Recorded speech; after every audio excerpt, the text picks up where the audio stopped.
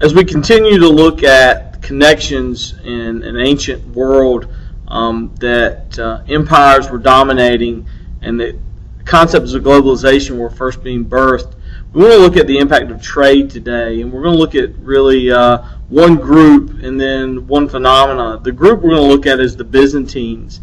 We know that the Roman emperor, as we discussed in our previous study, Constantine, moved the capital of Rome to the east, or the capital of the Roman Empire, in fact, dividing the empire into an eastern and western portion. This happened into the city of Constantinople in 330 AD. Keeping the Greek name Byzantium, this Byzantine Empire would flourish for 1,000 more years, well beyond the reign of the Roman Empire. One particular emperor of this Byzantine Empire, Justinian, would do a lot to simplify that old Roman law that had been dominating within the borders of that empire for centuries.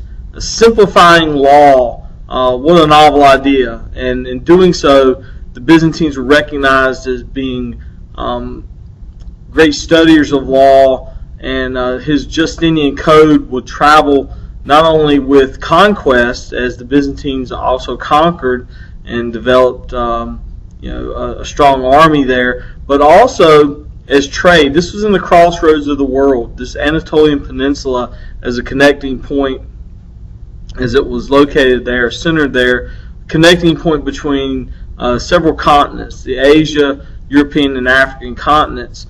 As goods came and went through this region, so went the ideas of a system of law that was effective. So there's the connecting point. There's the connections idea that we're talking about for this unit. As many empires that we've studied so far, they would have problems to overcome. With this accomplishment comes difficulty. This is a diverse, empires are diverse groups of people being ruled by a single unit here. So there are problems to overcome. Listed on your notes are things like plague is going to enter into the empire. So with goods coming and going, with people coming and going, also comes disease, and that can be costly. Challenges from neighbors. Finally, the Byzantines are going to fall to another empire-building group of the region, the Ottomans, in 1453. And as we'll study in this class, they're going to last well into the 20th century. So transitioning power from one group to another is something that should be recognized here. One final note here on the Byzantines would be the role of the church and the complexity of religion in this empire. They were Christian primarily. However, there would be a split with the Christians of Western Europe, the Christian church out of Rome. It says in 1054 the split would occur as the patriarch of Constantinople would excommunicate the Pope, as well as the Pope excommunicate or throwing out this patriarch. So you see this Eastern Orthodox church taking shape, and the conflict was really over power. There was no political authority over the Pope. However, this patriarch of the Eastern Orthodox Church was named by the emperor of the Byzantine Empire. So where does one get their power and authority from becomes a divisive factor. Okay. Moving on now to moving ideas through a phenomena, we're going to look at the Silk Road. Again, on your notes, identified. It is a network. Okay, it is a network of routes. It's not a particular road like one you may drive down and we're going to take this route to this location. The Silk Road itself was many different routes across really across Asia, leading to Europe and to that Middle East region. In order for trade to prosper, and this is just like you and I, safety's got to be key. So somebody's got to be protecting those routes.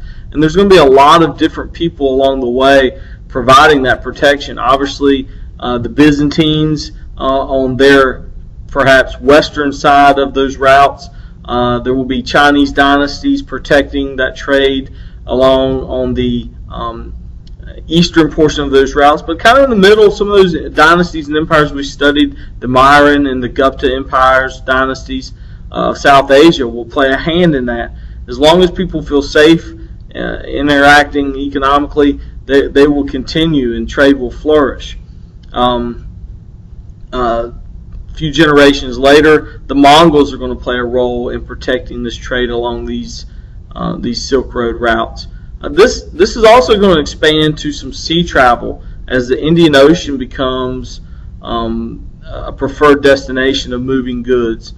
So the Silk Road, we often think about it as a land-based movement of goods.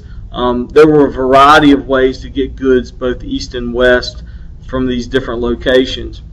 With this goods moving back and forth, obviously money is going to flow. And this is going to lend to the principles of banking first being established in these regions. The idea that someone's going to hold money and be a source of money when you need loans, but also protect your money and keep it safe there. So banking principles are going to develop during this time.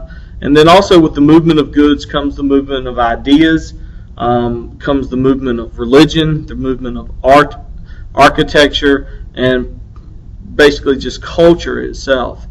So again, we're looking at connecting pieces, how ancient globalization has long been connecting different regions of our world in a variety of ways.